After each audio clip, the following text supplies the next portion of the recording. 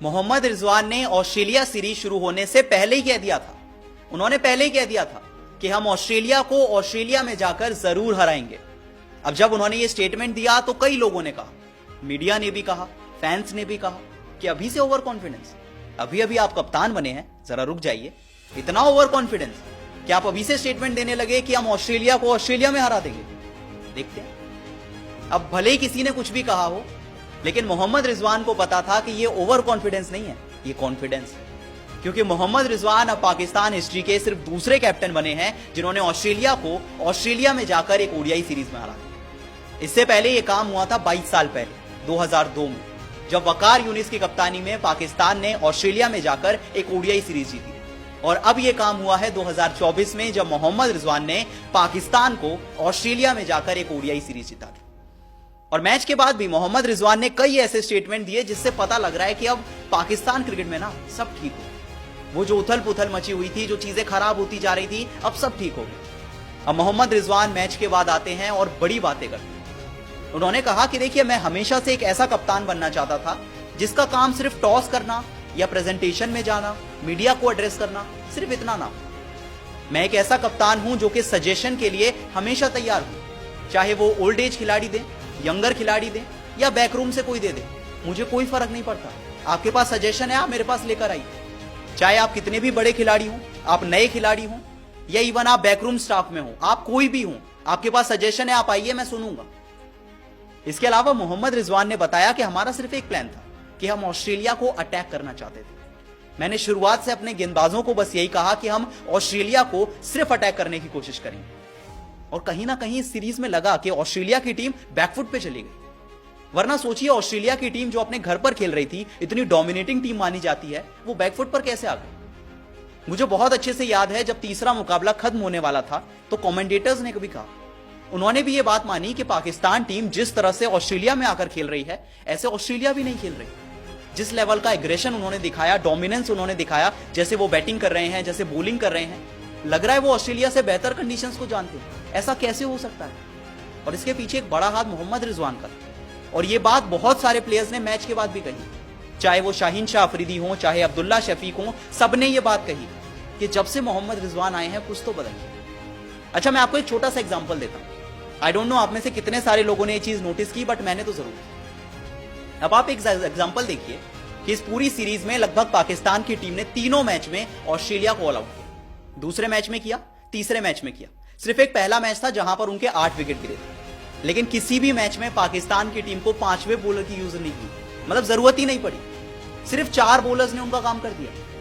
पहले मैच में पाकिस्तान टीम के लिए सिर्फ 4 बॉलर्स ने गेंदबाजी की। हाँ, दूसरा मैच जरूर था जहां पर सैम अयूब ने आकर 3 ओवर की गेंदबाजी की, और तीसरे मैच में तो पाकिस्तान की टीम ने सिर्फ 4 बॉलर्स यूज किए। सोचिए यार, कप्तान का कितना भरोसा होगा अपने 4 बॉलर्स में कि आपने ओडीआई जैसे मैच में 5वां बॉलर यूज नहीं किया।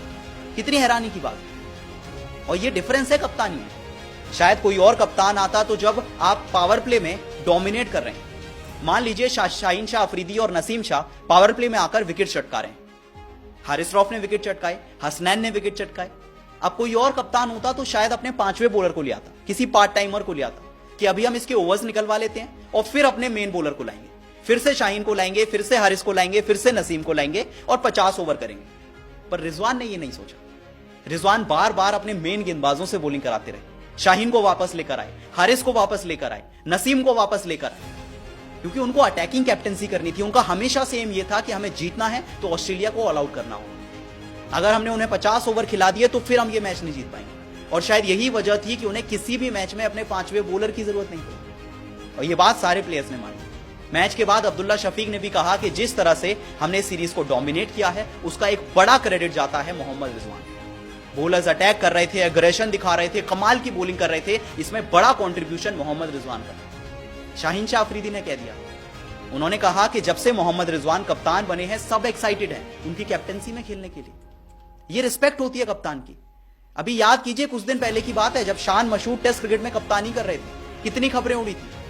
उन्होंने शाहीन के कंधे पे हाथ रखा, उन्होंने कंधे से हाथ हटा दिया, वीडियो वायरल हुआ, खबरें आई कि पाकिस्तान टीम में कुछ ठीक नहीं है, शाहीन शान से कुछ नहीं है, बॉन्डिंग ही नहीं है टीम में। लेकिन जब आप एक सीरीज जीतते हैं और इस तरह की बातें प्लेयर्स कप्तान को लेकर कहते हैं, तो लगता है कि सब ठीक हो गया। अब सच में लग रहा है कि रिजवान की कप्तानी में पाकिस्तान क्रिकेट में एक नए एरा का शुरुआत हुई, और यह बात वसीम अकरम ने भी मानी। मैच के बाद वसीम अकरम ने भी कहा कि जिस तरह से मोहम्मद रिजवान कप्तानी कर रहे हैं, बहुत पॉजिटिव एटीट्यूड है। जिस तरह से वो अपने मेन बॉलर्स को बार बार बॉलिंग करा रहे हैं, उन्हें एक्स्ट्रा ओवर्स दे रहे हैं, जैसे उन्होंने नसीम शाह को दिया।